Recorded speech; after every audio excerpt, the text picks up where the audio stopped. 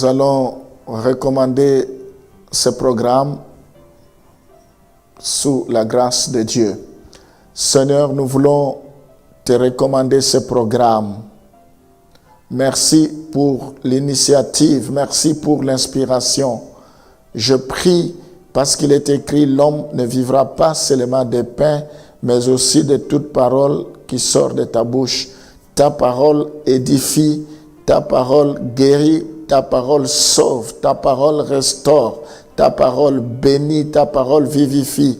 Nous voulons, Seigneur, que à ce moment que nous écouterons ta parole, que nous ne soyons plus les mêmes personnes, que la semence qui va tomber puisse produire des fruits dignes de la repentance. Bénis ces moments.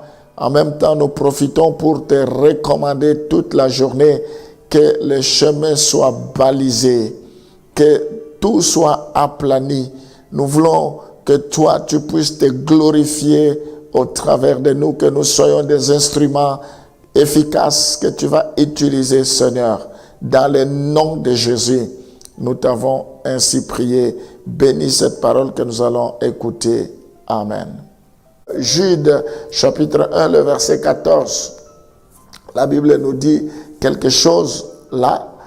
Or, à celui qui peut vous préserver de toute chute et vous faire paraître devant sa gloire irrépréhensible et dans l'allégresse. Gloire au Seigneur.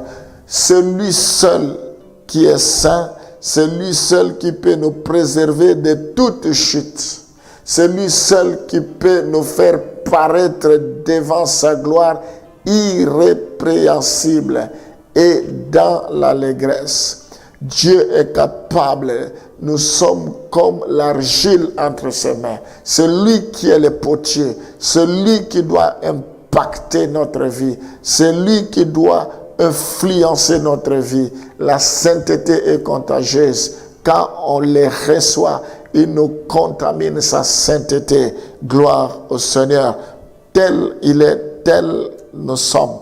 Donc, nous devons lui faire confiance parce que c'est son désir. Il va le faire. C'est pourquoi, malgré que Adam avait péché, il n'avait pas été surpris, Jésus, parce que dans son plan de rédemption est éternel. Ce n'est pas que quand Adam a chuté, c'est alors qu'il a trouvé le mécanisme. Non, c'était déjà programmé. Et son plan, il est toujours éternel. Que même si l'homme tombait, il y avait un mécanisme. Le péché est entré par une seule personne, un seul homme, et le salut est entré par un seul homme. Le péché est venu par Adam et le salut est venu par le dernier Adam qui est Jésus-Christ. Donc tout était éternel en lui. Gloire au Seigneur. Et nous devons savoir que c'est lui qui désire notre croissance. Ça ne vient pas de nous. C'est lui qui le désire. Et quand nous sommes dans cette dynamique, nous sommes dans sa volonté. Voyons 1 Corinthiens chapitre 3, le verset 6 à 7 pour que nous puissions comprendre l'œuvre de Dieu, ce que Dieu fait à nous. J'ai planté, Apollo a arrosé, mais Dieu a fait croître. Nous voyons dans ce passage en sorte que ce n'est pas celui qui plante qui est quelque chose, ni celui qui arrose, mais qui fait croître. Ni celui qui arrose, mais Dieu qui fait croître. Nous voyons dans ce passage que c'est l'œuvre de Dieu, la croissance. C'est l'œuvre de Dieu. Paul dit, la Bible dit au verset précédent, le verset 6, 1 Corinthiens 3, le verset 6, j'ai planté, Apollos a arrosé. Donc, ce que je fais, je suis en train de planter. Un autre vient arroser. Mais c'est Dieu qui fait croître. Parce que c'est sa volonté. Donc, c'est lui qui est l'auteur de la croissance, qui fait que nous puissions croître. Et le verset qui continue, le verset 7, c'est là où il y a la clé. En sorte que ce n'est pas celui qui plante qui est quelque chose, ni celui qui arrose, mais Dieu qui fait croître. Voilà, c'est Dieu qui fait croître. C'est Dieu qui veut que tu puisses grandir, que tu puisses croître. Tu peux écouter la parole. On peut arroser, on peut s'aimer. Mais c'est Dieu qui fait croître. Donc c'est dans la volonté de Dieu que nous puissions croître, que nous puissions grandir.